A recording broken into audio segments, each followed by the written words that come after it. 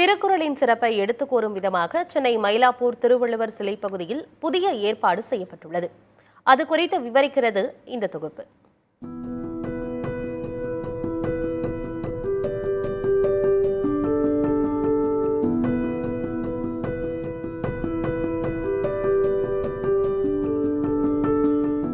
ஐயன் வள்ளுவன் கொடுத்த உலக பொதுமறை உலகம் முழுவதும் பல்வேறு மொழிகளில் மொழிபெயர்க்கப்பட்டுள்ளது.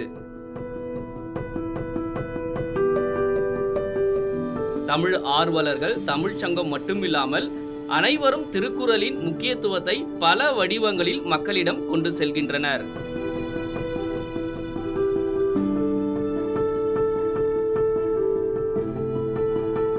அந்த வகையில் மயிலாப்பூர் பகுதியில் விவேகானந்தபுரம் குடியிருப்பு நல சங்கம் சார்பாக முன்னெடுக்கப்பட்ட முயற்சியால் ஒவ்வொரு மணி நேரத்திற்கும் ஒவ்வொரு திருக்குறளை விளக்கத்துடன் கேட்க முடிகிறது.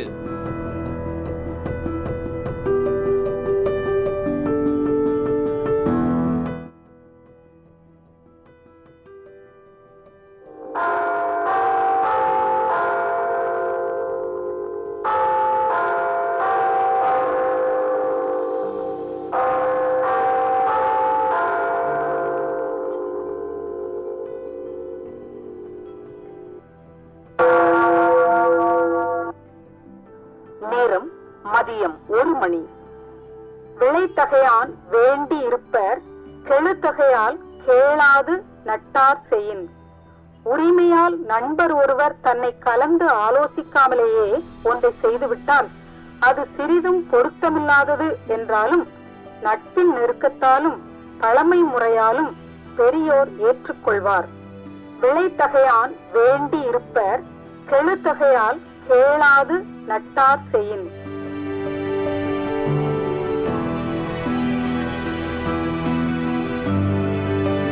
ஒரு விளக்கம் வரும், விளக்கம் வந்து திருப்பி ஒரு குரல் வரும்.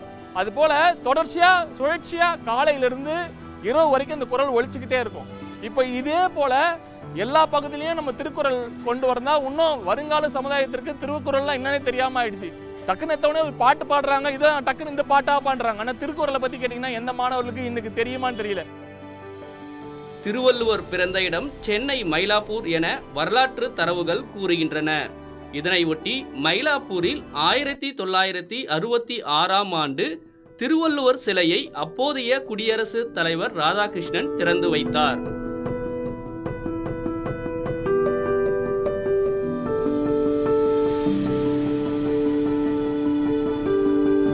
ஐம்பத்தெட்டு ஆண்டுகள் முறையாக பராமரிப்பு பணிகளை மேற்கொண்டு வரும் நிலையில் இன்னும் பெருமையை சேர்க்க வேண்டும் என தமிழ் ஆர்வலர்கள் கோரிக்கை வைக்கின்றனர்.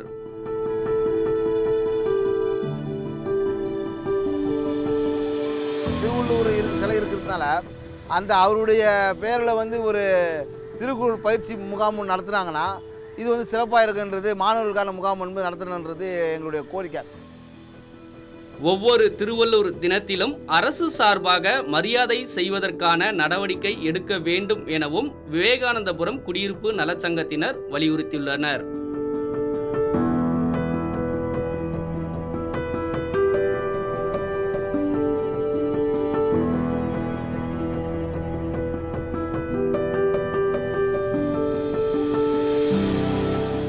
ஒவ்வொரு நாளும் புதுமையான விஷயத்தை தெரிஞ்சு கொள்ள நமக்கு எப்பவுமே ஆர்வம் இருக்கும். அதே போல டிராவல் டைம்ல நாம போகும்பொழுது வாட்ச் மற்றும் போன் மூலமா தான் நம்ம டைம் பார்க்க முடியும்.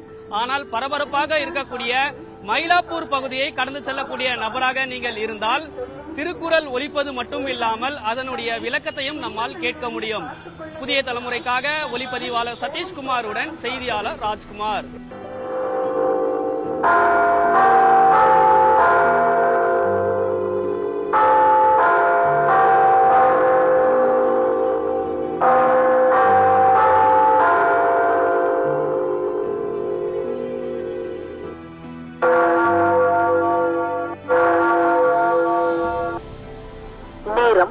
மதியம் 2 மணி.